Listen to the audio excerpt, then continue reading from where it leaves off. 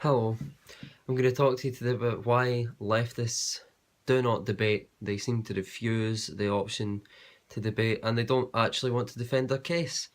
And one reason for that is because they haven't read enough to actually argue their case. They don't know why they hold the beliefs they hold.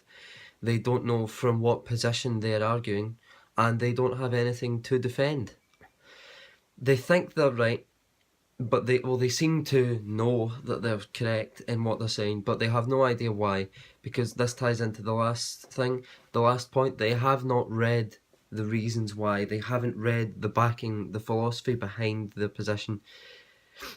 They don't actually seem to have any principles to argue from, like all this.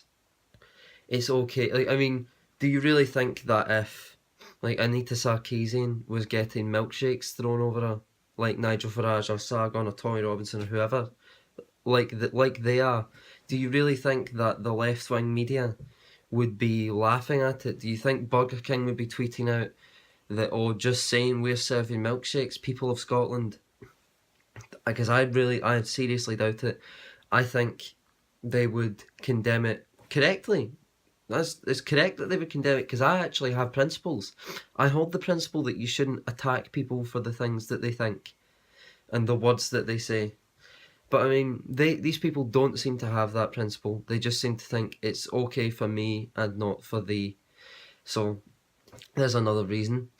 I mean, when you don't have principles, how can you actually form your arguments properly? Because as I said earlier, from what position are you arguing when you don't have any principles to argue from? And again, without principles, what are you even defending? What's the point in arguing if you have nothing to argue for? If it's just, I want to be able to do whatever I like and suffer none of the consequences.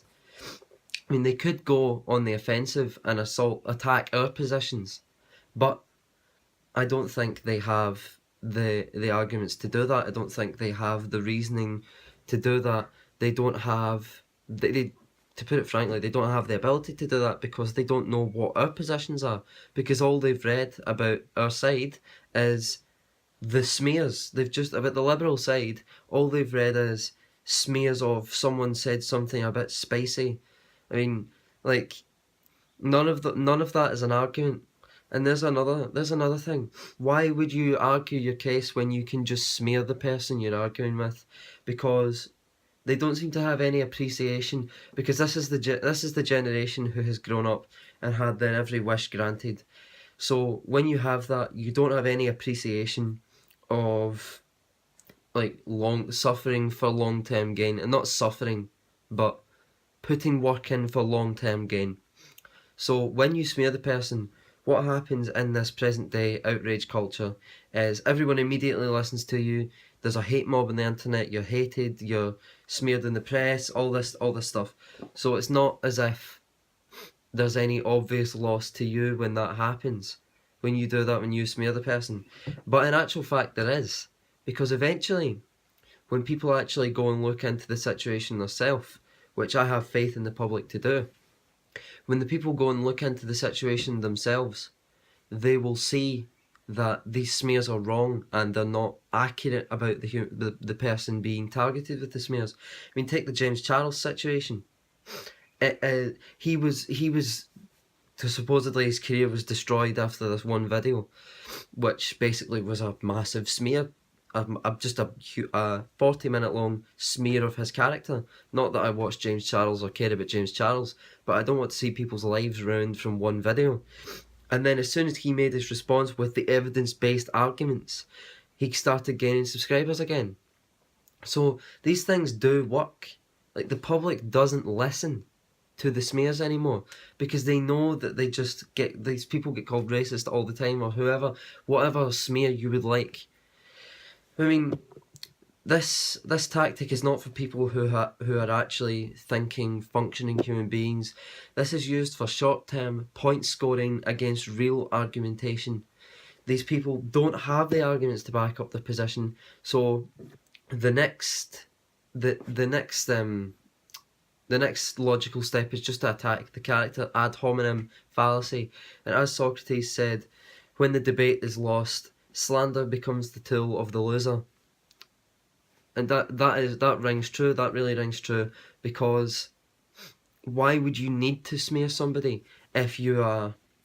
Why would you need to do that if you have actual arguments to back up your position? The short answer is you wouldn't. But this is what I'm saying. It ignores the long-term consequences of this, of the damage to your reputation that these smears do.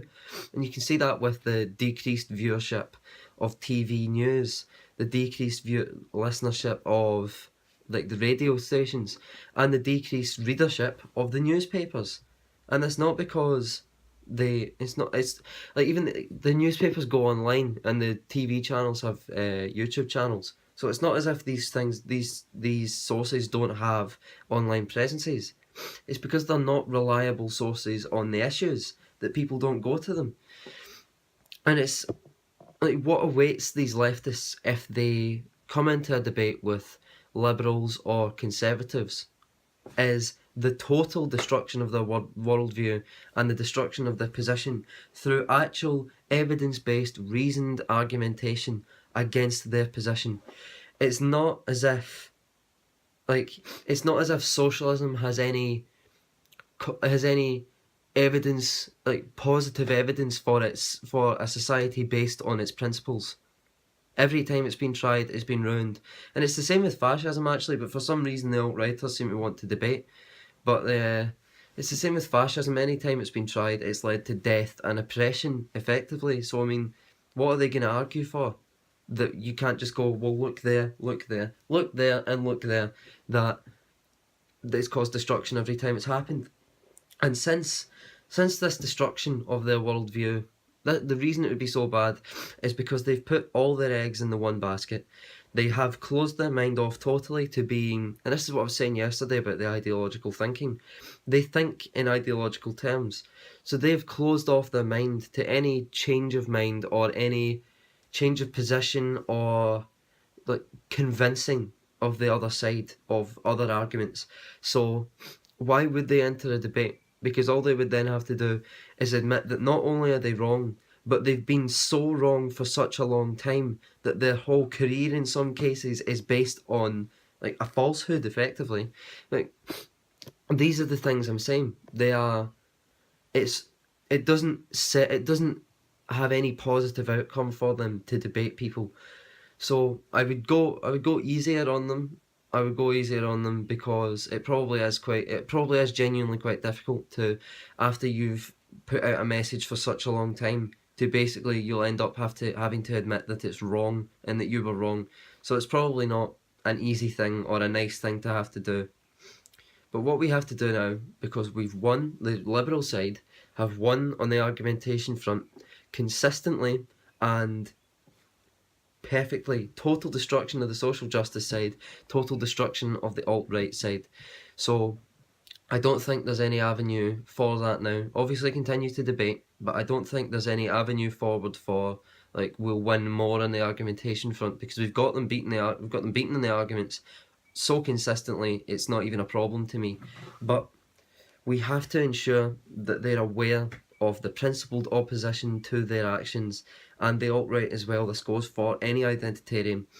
We have to ensure that they know of the opposition. We have to retake the institutions from leftists in particular, because they've infested all the institutions, and we need, more importantly, to ensure that the public know of the opposition, because that's how we can get support from the general public. That's how eventually they're defeated, from more people saying, no, I don't agree with the fundamental basis on which your worldview is built. So that's some of my thoughts on why these people, I said leftists, but why identitarians in general don't seem to want to debate. And in summary, it's because they don't have any principles. So what are they arguing from? We have them beaten in the arguments. They have nothing. There's nothing in it for them except the destruction of their worldview, which they have put oh so much time into. Thank you very much for watching. If you like my videos, subscribe, share, like them, etc. Let me know what you think in the comments. I really appreciate all the feedback, and I'm now at 83. So thank you very much.